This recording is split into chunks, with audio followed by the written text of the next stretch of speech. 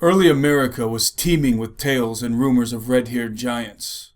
Articles were frequently appearing in the local newspapers reporting the oftentimes unintentional unearthing of monstrous beings, many of which were well over 8 feet tall and barely looked human, possessing double rows of teeth, 6 fingers and toes, elongated skulls, and bizarre facial bone structures. Legends abounded among the native tribes as well.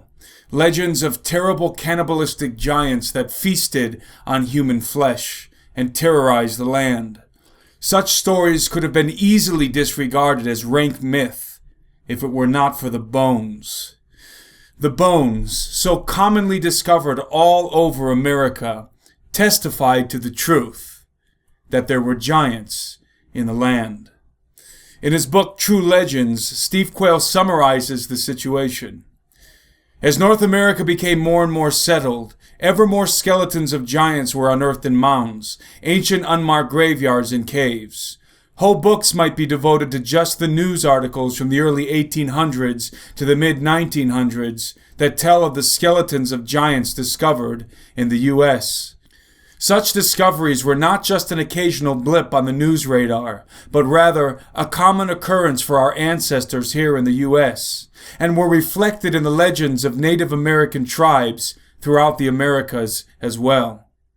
As Steve affirms, there are so many news clippings, stories, and eyewitness accounts concerning the remains of giants discovered in early America that I could never do them justice in this short episode. But to give you an idea of their frequency and commonality, we will briefly review the ones featured in the first chapter of True Legends. In 1833, soldiers digging at Lompoc Rancho, California, discovered a male skeleton 12 feet tall. The skeleton was surrounded by carved shells, stone axes, and other artifacts. The skeleton had double rows of upper and lower teeth. Unfortunately, this body was secretly buried because the local Indians became upset about the remains. Large mounds in Illinois were discovered in 1835 containing huge skeletons, one of which was over 8 feet in length with a correspondingly large skull, with many other skeletons measuring at least 7 feet tall. Large bones were found in stone graves in Williamson County and White County, Tennessee. Discovered in the early 1800s, the average stature of these giants was 7 feet tall. Several giant skeletons were found in the mid-1800s in New York State near Rutland and Rodman. A giant skull and vertebrae was found in Wisconsin and Kansas City. A giant found off the California coast on Santa Rosa Island in the 1800s was distinguished by its double rows of teeth. In Ohio in 1872, an earthen mound was discovered to contain 3 skeletons that in life would have stood at least 8 feet tall. Each also had double teeth in front, as well as in back of their mouth and in both upper and lower jaws. A 9-foot 8-inch skeleton was excavated from a mount near Brewersville, Indiana in 1879. Skeletons of, quote, enormous dimensions were found in mounds near Zanesville, Ohio and Warren, Minnesota in the 1880s. In Clearwater, Minnesota, the skeletons of 7 giants were found in mounds. These had receding foreheads and complete double dentition. At La Crescent, Wisconsin, mounds were found to contain giant bones. 5 miles north, near Dresbach, the bones of people over 8 feet tall were found. In 1888, 7 skeletons ranging from 7 to 8 feet tall were discovered. Near Toledo, Ohio, 20 skeletons were discovered with jaws and teeth, quote, twice as large as those of present-day people. The account also noted that odd hieroglyphics were found with the bodies. In 1898, the Washington Post recounted a story about an R.A. Tomlinson who, while digging along a stream near Londonderry, Ohio, discovered a skeleton of a man which was found to be only about an inch short of 8 feet in length, and which authorities were convinced would have stood over 8 feet tall when living. The article concluded, quote, the skull was a third larger than the human skull, and the lower jaw was abnormal in size and thickness. Hundreds of people have viewed the skeleton, and it will doubtless be preserved as a curiosity.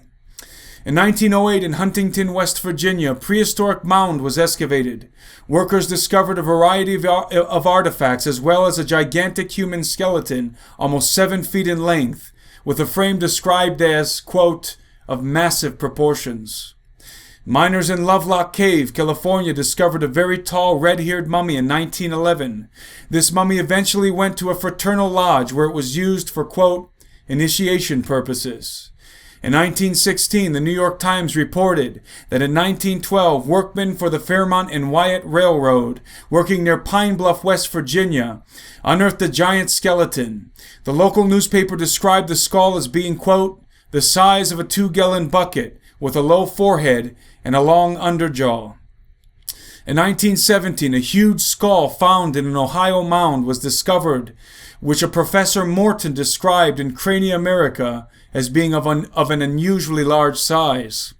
In 1931, skeletons from 8.5 to 10 feet long were found in the Humboldt Lake bed in California. In 1932, Ellis Wright found human tracks in the gypsum rock at White Sands, New Mexico. His discovery was later backed up by Fred Arthur, supervisor of the Lincoln National Park, and others who reported that each footprint was 22 inches long and from 8 to 10 inches wide. They were certain the prints were human in origin, due to the outline of the perfect prints coupled with a readily apparent instep. During World War II, author Ivan T. Sanderson tells of how his crew was bulldozing through sedimentary rock when it stumbled upon what appeared to be a graveyard. In it were crania that measured from 22 to 24 inches from base to crown, nearly 3 times as large as an adult human skull. Had the creatures to whom these skulls belonged been properly proportioned, they undoubtedly would have been at least 12 feet tall, or taller. In 1947, a local newspaper reported the discovery of 9-foot-tall skeletons by amateur archaeologists working in Death Valley. The archaeologists involved also claimed to have found what appeared to be the bones of tigers and dinosaurs with the human remains. The Catalina Islands off California are the home of dwarf mammoth bones that were once roasted in ancient fire pits.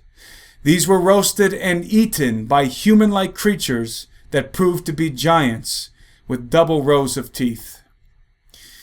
These are just a sampling of the documented remains of giants discovered within the borders of the United States. Since between 1881 to 1890, the Smithsonian Institution tore through and leveled 2,000 of the ancient burial mounds that were once raised on the soils of this land, secretly carting off all of the artifacts that were hidden within them. We can only imagine just how many bizarre, gigantic skeletons, with 6-fingered hands, jawbone set with double rows of teeth, and massive elongated skulls covered in hoary red hair, are locked away gathering dust in the back rooms of the Smithsonian Museum in Washington, D.C. As the famous saying goes, truth is indeed stranger than fiction. Unfortunately, many Americans, even when presented with the cold hard facts of truth, will reject them in favor of the cozy warmth of the fictional world in which they reside. Reporting for SteveQuayle.com, I'm Timothy Alberino. And that's my analysis.